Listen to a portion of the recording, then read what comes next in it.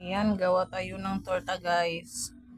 Dahil wala na tayong bawang, ito na lang ang ating gagamitin kung anong meron tayo sa bahay. Saka meron tayong itlog. Saka itong harina at mantika.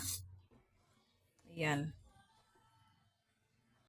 Gawin pala natin torta guys is hindi yung unusual na ginagawa natin torta guys. Ito ay malunggay. Ayan. Mamaya. Yung ating torta guys. Lagyan ko na ito ng pamintang durog o ground pepper. Tapos nilagyan ng seasoning. Kahit anong klaseng seasoning na gusto niyo po. Yan.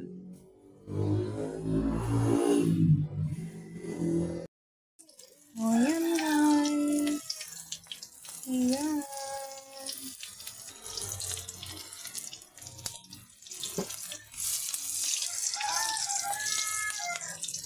Nabagtad ko na guys. Ayan, ayan.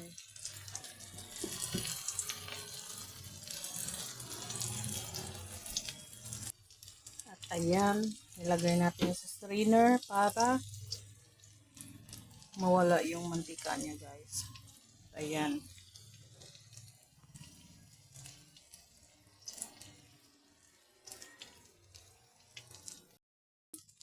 Tapos na ang ating panglas. Ayan. At gagawa tayo ng sauce ng ating ginawang tortang malunggay. Yan, dahil pag nandun kami sa Gaisano, nandun kami sa Chowking at Jollibee, ayan. Yung ginawa kong sauce is yung sauce ng Chowking at saka yung ketchup ng ating Jollibee. Yan, charot. Yan, mahilig kasi. Dinadala ko kasi yung mga natitira sa amin pag nilalagyan kami ng sauce. Ayan.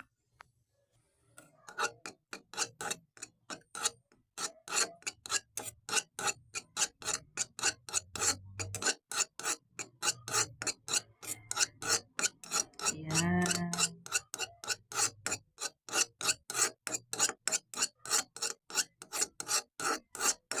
At saka natin nalagyan ito ng suka guys.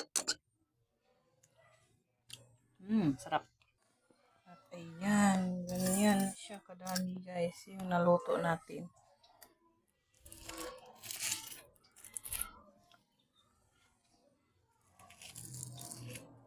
So, tikiman na guys.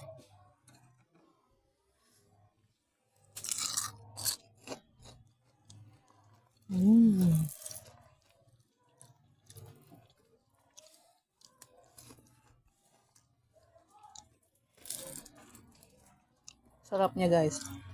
Try nyo. Masarap.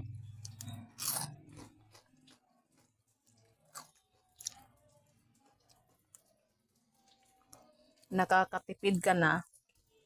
Mura pa. Healthy pa. Ayan.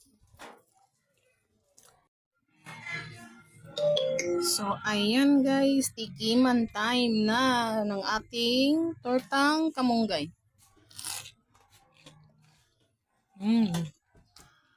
Ang sarap-sarap guys.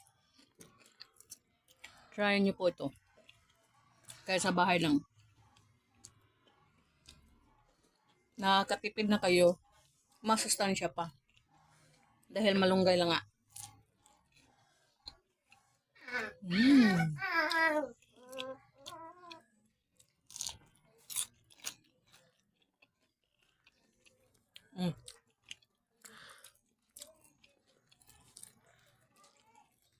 Try nyo guys.